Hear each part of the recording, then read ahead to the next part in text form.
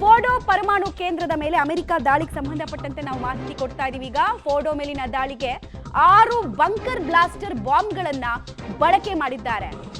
ಇದು ಇಡೀ ವಿಶ್ವದಲ್ಲಿ ಬೇರೆ ಯಾರ ಹತ್ರ ಕೂಡ ಇರಲಿಲ್ಲ, ಕೇವಲ ಅಮೆರಿಕ ಹತ್ರ ಮಾತ್ರ ಇದ್ದಿದ್ದು.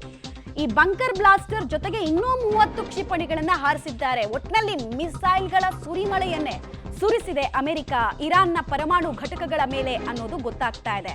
ಫೋರ್ಡೋ ಬಗ್ಗೆನೇ ನಾವು ಯಾಕೆ ತೋರಿಸ್ತಾ ಇದ್ದೀವಿ ಅಂದ್ರೆ, ಇಲ್ಲಿ ಅಣುಬಾಂಬ್ ತಯಾರಿಸೋದಕ್ಕೆ ಇರಾನ್ ಅತ್ಯಂತ ಹತ್ತಿರದಲ್ಲಿ ಇತ್ತು ಅನ್ನೋದು ಅಧಿಕೃತವಾದ ಮಾಹಿತಿ.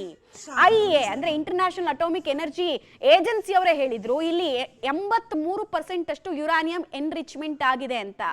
ಒಂದು ಮಾಹಿತಿ ಪ್ರಕಾರ ಅಂದ್ರೆ ಸಾಮಾನ್ಯ ಅಣುಸ್ಥಾವರಗಳಲ್ಲಿ ನೀವು ನಾಗರಿಕ ಬಳಕೆಗೆ ಅಂತ ಅಂದ್ರೆ 3% ಮಾತ್ರ ಅಲ್ಲಿ ಯುರಾನಿಯಂ ಸಂಸ್ಕರಣೆ ಮಾಡಬಹುದು. ಬಟ್ ಇವರು 83% ಮಾಡಿದ್ರು. 90% ಮಾಡಿಬಿಟ್ರೆ ಒಂದು ಬಾಂಬ್ ರೆಡಿ ಮಾಡೋದಕ್ಕೆ ಅವ್ರ ಹತ್ರ ಬೇಕಾದಂತ ಯುರಾನಿಯಂ ಎನ್ರಿಚ್ಮೆಂಟ್ ಇದ್ಬಿಡುತ್ತೆ ಅನ್ನೋದು ಒಂದು ಇತ್ತು. ಆಮೇಲೆ ತೀರಾ ಕಾಂಪ್ಲೆಕ್ಸ್ ಸ್ಟ್ರಕ್ಚರ್ ಇದ್ದಿದ್ದು, ಅಂದ್ರೆ ಅಂಡರ್ ಗ್ರೌಂಡ್ ಒಳಗೆ, ಬೆಟ್ಟದ ಒಳಗೆ ಒಂದು ಅಂಡರ್ ಗ್ರೌಂಡು, ಅದರ ಒಳಗಡೆ ಇಲ್ಲಿ ವಿಜ್ಞಾನಿಗಳು ಕೆಲಸ ಮಾಡ್ತಾ ಇದ್ರು. ಸೊ ನಾರ್ಮಲ್ ಬಾಂಬ್ಗಳು ಇಸ್ರೇಲ್ ಎಷ್ಟೇ ಇಲ್ಲಿ ತಂದು ಹಾಕಿದ್ರು ಕೂಡ ಅದು ಅಂಡರ್ ಗ್ರೌಂಡ್ನ ಅಂದ್ರೆ ಭೂಮಿಯ ಎದೆ ಸೀಳಿಕೊಂಡು ಹೋಗಿ ಅಂಡರ್ ಗ್ರೌಂಡ್ನಲ್ಲಿ ಬ್ಲಾಸ್ಟ್ ಆಗ್ತಿರ್ಲಿಲ್ಲ. ಸೊ ಬಂಕರ್ ಬ್ಲಾಸ್ಟರ್ ಕೊಡಿ ನಮಗೆ ಅಂತ ಪದೇ ಪದೇ ಇಸ್ರೇಲ್ ಅಮೆರಿಕದ ಬಳಿ ಕೇಳ್ಕೊಳ್ತಾ ಇದ್ರು. ಇಸ್ರೇಲ್ ಜೊತೆಗೆ ಎಷ್ಟೇ ದೊಡ್ಡ ಸ್ನೇಹ ಅಮೆರಿಕದ ಹತ್ರ ಇದ್ರೂ ಕೂಡ ಈ ಬಂಕರ್ ಬ್ಲಾಸ್ಟರ್ಗಳನ್ನ ಕೊಡೋದಕ್ಕೆ ಮುಂದಾಗ್ತಿರ್ಲಿಲ್ಲ. ಬಂಕರ್ ಬ್ಲಾಸ್ಟರ್ ಅಂದ್ರೆ GB57 ಅನ್ನುವಂತಹ ಒಂದು ಪವರ್ಫುಲ್ ಬಾಂಬ್. ಇದು ಆಲ್ಮೋಸ್ಟ್ ಒಂದು 13,600 kg ತೂಕವನ್ನು ಹೊಂದಿರುತ್ತೆ. 13,600 kg. ಆಮೇಲೆ ಎಷ್ಟಡಿ ಹೋಗ್ಬೋದು ಅಂತ ಕೇಳಿದ್ರೆ 60 ಫೀಟಿಂದ ಅಂದ್ರೆ ಅಂಡರ್ ಗ್ರೌಂಡ್ ಒಳಗಡೆ 60 ಫೀಟಿಂದ 200 ಫೀಟ್ ತನಕ ಒಳಗೆ ಹೋಗಿ ಬ್ಲಾಸ್ಟ್ ಆಗುವಂತಹ ಸಾಮರ್ಥ್ಯ. ಅಲ್ಲಿನೇನು ಉಳಿದಿರಲ್ಲ. ಜನ ಎಷ್ಟು ಸತ್ತೋದ್ರು, ಆಮೇಲೆ ಇದ್ರದ್ದು ಅಸೆಸ್ಮೆಂಟ್ ಏನು, ಎಷ್ಟು ಡ್ಯಾಮೇಜ್ ಆಗಿದೆ, ವಿಕಿರಣ ಏನಾದರೂ ಸೋರಿಕೆ ಆಗ್ತಾ ಇದೆ, ಇದೆಲ್ಲ ಮುಂದಿನ ಹಂತದಲ್ಲಿ ನಮಗೆ ಗೊತ್ತಾಗುತ್ತೆ. ಇರಾನ್ನಿಂದ ಇನ್ನೂ ರಿಯಾಕ್ಷನ್ ಬೇಕು. ಮಧ್ಯರಾತ್ರಿ ಆಗಿರುವಂತಹ ಘಟನೆ ಆಗಿರೋದ್ರಿಂದ ಇರಾನ್ಗೆ ಡೈಜೆಸ್ಟೇ ಮಾಡ್ಕೊಳ್ಳೋದಕ್ಕೆ ಇನ್ನೂ ಸಮಯ ಬೇಕಾಗುತ್ತೆ. ಹೀಗಾಗಿ ಅವರು ಕೂಡ ಅವ್ರ ಕಡೆಯಿಂದ ಇನ್ನೂ ಯಾವುದೇ ರಿಯಾಕ್ಷನ್ಗಳು ಬಂದಿಲ್ಲ. ಬಟ್ ಅಮೆರಿಕ ಕ್ಲೇಮ್ ಮಾಡ್ಕೊಳ್ತಾ ಇದೆ 3 ನ್ಯೂಕ್ಲಿಯರ್ ಸೈಟ್ಗಳು ನಮ್ಮ ಟಾರ್ಗೆಟ್ ಲಿಸ್ಟ್ನಲ್ಲಿ ಇತ್ತು, ಅದನ್ನು ನಾವು ನಾಶ ಮಾಡಿದ್ದೀವಿ.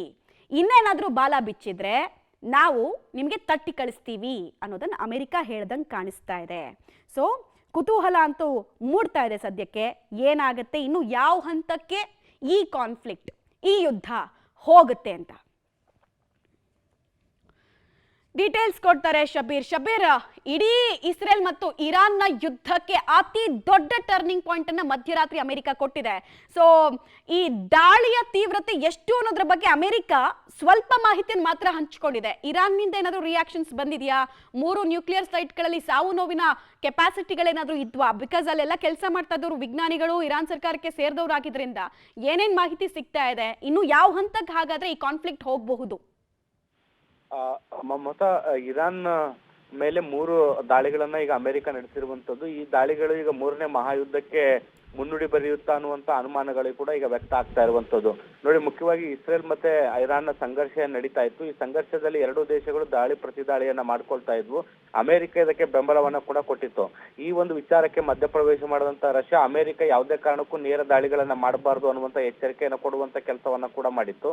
ಆದಾಗ್ಯೂ ಕೂಡ ಈಗ ಇರಾನ್ನ 3 ಪರಮಾಣು ಕೇಂದ್ರಗಳ ಮೇಲೆ ಅಮೆರಿಕ ದಾಳಿಯನ್ನು ನಡೆಸುವಂತ ಕೆಲಸವನ್ನ ಮಾಡಿರುವಂತದ್ದು. ಆದ್ರೆ ದಾಳಿಯಲ್ಲಿ ಯಾವುದೇ ದೊಡ್ಡ ಪ್ರಮಾಣದ ಹಾನಿಗಳಾಗಿಲ್ಲ ಮತ್ತೆ ಯಾವುದೇ ವಿಕಿರಣ ಸೋರಿಕೆ ಆಗಿಲ್ಲ ಅಂತ ಈಗಾಗಲೇ ಇರಾನ್ನ ಸರ್ಕಾರ ಮತ್ತೆ ಕೆಲವು ಅಧಿಕಾರಿಗಳು ಕೂಡ ಮಾಹಿತಿಯನ್ನ ನೀಡಿದ್ದಾರೆ.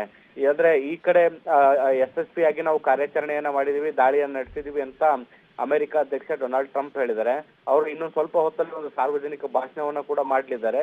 ಇವಾಗ ಈ ಒಂದು ಭಾಷಣದಲ್ಲಿ ಈ ದಾಳಿಯ ಉದ್ದೇಶ ಏನಾಗಿತ್ತು ಅನ್ನುವಂಥದ್ದನ್ನ ಕೂಡ ಸ್ಪಷ್ಟಪಡಿಸ್ತಾರೆ.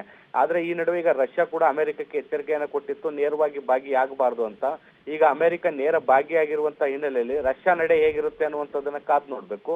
ಒಂದ್ ವೇಳೆ ಇರಾನ್ನ ಪರವಾಗಿ ರಷ್ಯಾ ದಾಳಿಗೆ ನಿಂತ್ರೆ ಬಹುಶಃ ಇದು ಬಹುತೇಕ 3ನೇ ಯುದ್ಧ ಆಗುವಂತ ಸಾಧ್ಯತೆಗಳನ್ನ ಕೂಡ ತಳ್ಳಿ ಹಾಕುವಂತಿಲ್ಲ ಮಮತಾ.